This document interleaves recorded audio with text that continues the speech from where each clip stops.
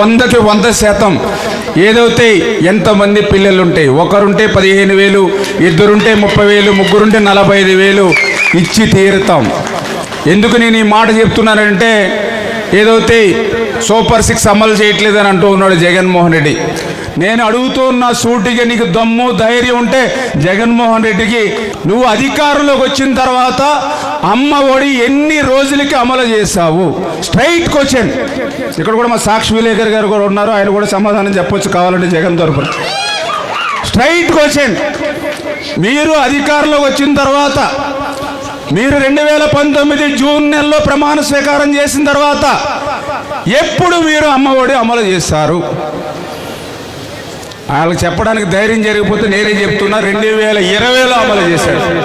ఎప్పుడు? 2020లో. అంటే నువ్వు చెప్పినటువంటి పథకం అమలు చేయడానికి నీకు 9 నెలలు పట్టింది. మరి నేను అధికారంలోకి వచ్చిన 2 నెలలకే 3 నెలలకే నువ్వు అమలు చేయలేదని నన్ను ప్రశ్నించడానికి నీకు హక్కు ఉందా? ఉందా హక్కు? దయ ఉంచే సాక్షి వారిని అదేవిధంగా జగన్మోహన్ రెడ్డి గారిని గుర్తుపెట్టుకోమని కోరుతూ ఉన్నా. అదేవిధంగా ఏదైతే ఇంకొక స్ట్రైట్కి వచ్చింది దాని నిమిత్తమే ఆ రోజు భారతీరెడ్డి గారు మా దగ్గర వీడియోస్ ఉన్నాయి చాలా క్లియర్గా, మొన్న కూడా ఏది చూపించా మీకు. ఒక పిల్లవాడు ఉంటే 15,000, ఇద్దరు పిల్లలు ఉంటే 30,000 రూపాయలని స్వయంగా భారతీరెడ్డి గారు ఇంటింటికి వెళ్ళి ప్రచారం చేసింది ఆ రోజు. మరి అధికారంలోకి వచ్చిన తర్వాత నువ్వు ఇద్దరికి ఇచ్చావా, ఒక్కరికి ఇచ్చి మోసం చేసావా? సమాధానం చెప్పండి స్ట్రైట్గా. అంటే ఆ రోజు నువ్వు మోసం దగా చేసి ఈరోజు మళ్ళీ మమ్మల్ని ప్రశ్నిస్తున్నటువంటి పరిస్థితి. ఓకే, ఆ రోజు స్ట్రైట్కి వచ్చిన మూడవది, నువ్వు ఆ రోజు ఎన్ని వేల రూపాయలు ఇస్తావని చెప్పావు? 15,000 రూపాయలు ఇస్తావని చెప్పావు. తర్వాత ఎంత ఇచ్చావు? 14,000. తర్వాత 13,000.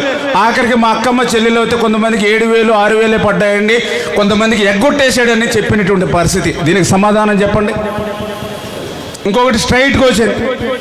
నువ్వు 5 సంవత్సరాలు అధికారంలో ఉన్నావు, 5 సంవత్సరాలు నువ్వు అమ్మఒడి ఇచ్చావా? 1 సంవత్సరం ఎగ్గొట్టావా లేదా? సమాధానం చెప్పు.